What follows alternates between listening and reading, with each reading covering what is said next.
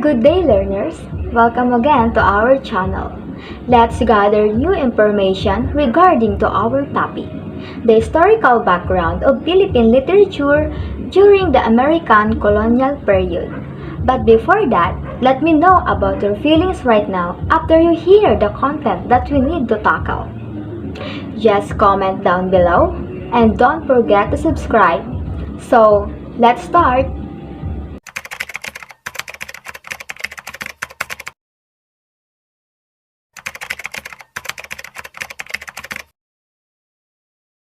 Philippine literacy production during the American period in the Philippines was spurred by two significant developments in education and culture. One is the introduction of free public education for all children of school age, and two, the use of English as medium of instruction in all levels of education in public schools. Free public education made knowledge and information accessible to a greater number of Filipinos. Those who availed of this education through college were able to improve their social status and joined a good number of educated masses who became part of the country's middle class. The use of English as a medium of instruction introduced Filipinos to Anglo-American modes of thought, culture, and lifeways that would be embedded not only in literature produced but also in the psyche of the country's educated class. It was this educated class that would be the wellspring of a vibrant Philippine literature in English. Philippine literature in English, as a direct result of American colonization of the country, could not escape being imitative of American models of writing, especially during its period of apprenticeship. The poetry written by early poets manifested studied attempts at versification, as in the following poem, which is the proof of the poet's rather elementary exercise in the English language. The poem was anthologized in the first collection of poetry in English, Filipino Poetry, edited by Rodolfo Datu, 1909 to 1924. Another anthology, the English-German Anthology of Poets, edited by Pablo Laszlo, was published and covered poets published from 1924 to 1934, among whom were Teofilo de Agcasile, Aurelio Alvero, Horacio de la Costa, Amador Tidaggio, Salvador P. Lopez, Angela Manalang, Gloria Trinidad Tarosa, Abelardo Subido, and Jose Garcia Villa, among others. A third pre-war collection of poetry was edited by Carlos Bulusan, Chorus for America, 6 Philippine poets. The 6 poets in this collection were Jose Garcia Villa, Rafael Solueta da Costa, Rodrigo Teferia, Sibe Rigor, Cecilio Barugan, and Carlos Bulusan. In section, the period of apprenticeship and literacy writing in English is marked by imitation of the style of storytelling and a strict adherence to the craft of the short story as practiced by popular American fictionists. Early short story writers in English were often dubbed as the Anderson or Soroyans of the Hemingways of Philippine letters. Leopoldo Yabes, in his study of the Philippine short story in English from 1925 to 1955, points to these models of American fiction exerting profound influence on the earlier writings of story writers like Francisco Arceliana, A.A. Letiatko, PAS University of the Philippines was founded in 1908, an elite group of writers in English began to exert an influence among the culturate. The UP Writers Club, founded in 1926, had stated that one of its aims was to enhance and propagate the language of Shakespeare. In 1925, Paz Marquez Benitez' short story, Dead Stars, was published and was made the landmark of the maturity of the Filipino writers in English. Soon after, Benitez, short story writers began publishing stories no longer imitative of American models. Thus, story writers like Icasiano Canlalang, A. Letiatco, Arturo Rotor, Lydia Villanueva, Paz de la Torrena, Manuel Arguilla began publishing stories manifesting both skilled use of the language and the keen Filipino sensibility. This combination of writing in a borrowed tongue while dwelling on Filipino customs and traditions earmarked the literary output of major Filipino fictionists in English during the American period. Thus, the major novels of the period, such as The Filipino Rebel by Maximo Lacao and His Native Soil by Juan Silaya, are discourses on cultural identity, nationhood, and being Filipino done in the English language. Stories such as How My Brother Leon Brought Home a Wife by Manuel Arguilla, Scandicenary, as well as The Folkways of Ilocandia. While in B.M. Gonzalez, novels and stories such as Children of the Ash-Covered Loam present the panorama of Mindoro and all its customs and traditions while configuring its characters in the human dilemma of nostalgia and poverty. Apart from Arguilla and Gonzalez, noted fictionists during the period included Francisco Arceliana, whom Jose Garcia Villa lauded as a genius storyteller, Consorcio Borge, Aida Rivera, Conrado Pedroche, Amador Daggio, Hernando Ocampo, Fernando Maria Guerrero, and Senay Hamada. Jose Garcia Villa himself wrote several short stories but devoted most of his time to poetry. In 1936, when the Philippine Writers League was organized, Filipino writers in English began discussing the value of literature in society. Initiated and led by Salvador P. Lopez, whose essays on literature in society provoked debates. The discussion centered on proletarian literature. Engaged or committed literature versus the art for art's sake literary orientation. But this discussion curiously left out the issue of colonialism and colonial literature and the whole place of literary writing in English under a colonial setup that was the Philippines then. With Salvador P. Lopez, the essay in English gained the upper hand in day-to-day discourse on politics and governance. Polemicists who used to write in Spanish like Laro M. Recto slowly started using English in the discussion of current events, even as newspaper dialists moved away from Spanish reporting into English. Among the easiest, Federico Mangajas had an easy facility with the language in the essay as genre.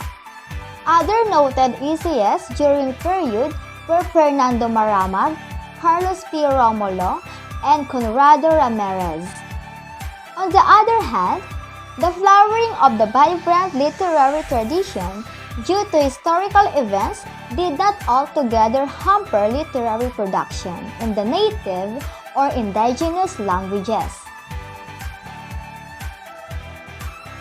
In fact, The early period of the 20th century was remarkable for the significant literary output of all major languages in the various literary genres.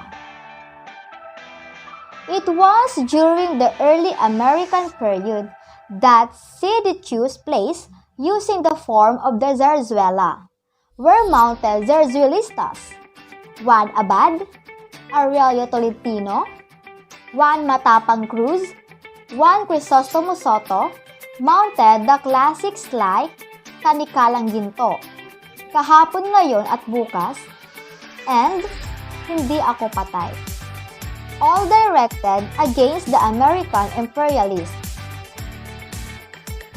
Patricio Marianos, Anak ng Dagat, and Severino Reyes, Walang Sugat, are usually remarkable zarzuelas staged during the period. On the eve of World War II, Wilfredo Maria Guerrero would gain dominance in theatre through his one-act plays which he toured through his mobile theatre. Thus Wanted, a Chaperone in the Forsaken House became very popular in campuses throughout the archipelago. The novel in Tagalog, Iloco, Hiligay na in Sugbuanon, also developed during the period aided largely by the steady publication of weekly magazines like the Liwayway, Panawag, and Bisaya, which serialized the novels. Among the early Tagalog novelists of the 20th century were Ishmael Amado, Valeriano Hernandez Peña, Faustino Aguilar, Lope K. Santos, and Lazaro Francisco. Ishmael Amado's Bulalakaw ng Pag-asa, published in 1909, was one of the earliest novels that dealt with the theme of American imperialism in the Philippines. The novel, however, was not released from the printing press until 1916, at which time the author, by his own admission and after having been sent as a pensionado to the U.S., had other ideas apart from those his work in the novel. Valeriano Hernandez Peña's Nena at Neneng narrates the story of two women who happen to be best of friends as they cope with their relationships with the men in their lives. Nena succeeds in her married life, while Neneng suffers from a stolen marriage because of her jealous husband. Faustino Aguilar published Pinaglahuan, a love triangle set in the early years of the century when the workers' movement was being formed. The novel's hero, Luis Gatbuhay, is a worker in a prentery who is imprisoned for a false accusation and loses his love. Danding to his rival Rojalde, son of a wealthy capitalist Lope K. Santos. Panaag at Sikat has almost the same theme and motive as the hero of the novel. Delphine also falls in love with a rich woman, daughter of a wealthy landlord. The love story, of course, is set also within the background of development of the workers' trade union movement and throughout the novel. Santos engaged the readers in lengthy treatises and discourses on socialism and capitalism. Many other Tagalog novelists wrote on variations of the same theme. The interplay of faith, love, and social justice. Among these writers are Inigo Ed Regalado, Roman Reyes, Fausto J. Galauran, Susana de Guzman, Rosario de Guzman Lingat, Lazaro Francisco, Hilaria Labug, Rosalia Aguinaldo, and Amado V. Hernandez. Many of these writers were able to produce 3 or more novels as Soledad Reyes, who bear out in her book, which is the result of her dissertation, Ang Nobelang Tagalog, 1979. Among the Ilocos writers, Noted novelists were Leon Pechay, who was also the region's poet laureate. Then, Hermogenes Belen and Mina Pecson Crisologo, whose mining Vino Ayati Cararwa is considered to be the Ilocos version of Anolini Tangere. In the Visayas, Magdalena Halandoni and Ramon Mozones would lead most writers in writing the novels that dwelt on the themes of love, courtship, life in the farmlands, and other social upheavals of the period. Marcel Navarra wrote stories and novels in Sogbohanan. Poetry in all languages continued to flourish in all regions of the country during the American period. The Tagalogs hailing Francisco F. Balagtas as the nation's foremost poet invented the Balagtasan in his honor. The Balagtasan is a debate in verse, a poetical joust done almost spontaneously between protagonists who debate over the pros and cons of an issue. The first Balagtasan held in March 1924 at the Instituto de Mujeres with Jose Corazon de Jesus and Florentino Corrientes as rivals. B. Butterfly, aiming for the love of Jasmine. It was during the Balagtasan that Jose Corazon de Jesus, known as the Huseng Butiti. Jose Corazon de Jesus was the finest masters of the genre. He was later followed by Balagtasistas, Emilio Mar Antonio and Crescenciano Marquez, who also became king of the Balagtasan in their own time. As Huseng Batuti, De Jesus also produced the finest poems and lyrics during the period. His debates with Amado V. Hernandez on the political issue of independence from America and nationhood were mostly done in verse and are testament to the vitality of Tagalog poetry during the era. Lope K. Santos' epic poem, Ang Pangingera, is also proof of how poets of the period have come to master the language to be able to translate it into effective poetry. The Balagtasan would be echoed as a political fiesta and would be duplicated in Ilocos as the Bocanigan, in honor of Pedro Bocanin, the supposed transcriber of the epic Biyag Nilamang, and the Quixotan in Pampanga, in honor of the esteemed poet of the Pampanga, Juan Crisostomo Soto. In 1932, Alejandro G. Abandilla, armed with new criticism and an orientation on modernist poetry, would turn traditional Tagalog poetics with the publication of his poem, Ako Ang Daigdig. Abandilla's poetry began the era of modernism in Tagalog poetry, a departure from traditional rhyme, measured and orally recited, from modernist poetry, which utilized free or blank verses, was intended more for silent reading than oral. Like the writers in English who formed themselves into organizations, Tagalog writers also formed the Ilaw and Panitik and held discussion and workshop on the value of literature in the society. Benigno Ramos was one of the most politicized poets of the period as he aligned himself with the peasant of the Sakdal. Fiction in Tagalog, as well as the other languages of the regions, developed alongside the novel. Most fictionists are also novelists. Brigido Patungbacal, Macario Pineda, and other writers choose to dwell on the vicissitudes of life in a changing rural landscape. Gracia del Rosario, on the other hand, choose the city and the emerging social elite as subject of his stories. He is considered the father of the modern short story in Tagalog. Among the more popular fictionists who emerged during the period are two women Writers: Liwayway Arceo and Hinobeba Edrosa Matuti. Considered in the use of light fiction. So what is the light fiction or light fiction? Light fiction is a kind of storytelling that uses language through poignant rendition.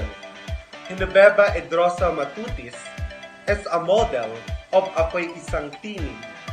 And Liwayway Arceo, she is a model of Uhaw ang Tigang na Lupa, had been used as a models of fine writing in Filipino by teachers of composition throughout the school system. The separate yet parallel development of Philippine literature in English and both Tagalog and other languages of the archipelago during the American period only prove that literature and writing in whatever languages, in whatever climate, are able to survive mainly through the active imagination of our writers. Apparently, what was lacking during the period was for the writers in the various languages to come to a conclusion on the elements constitutes good writing in the Philippines.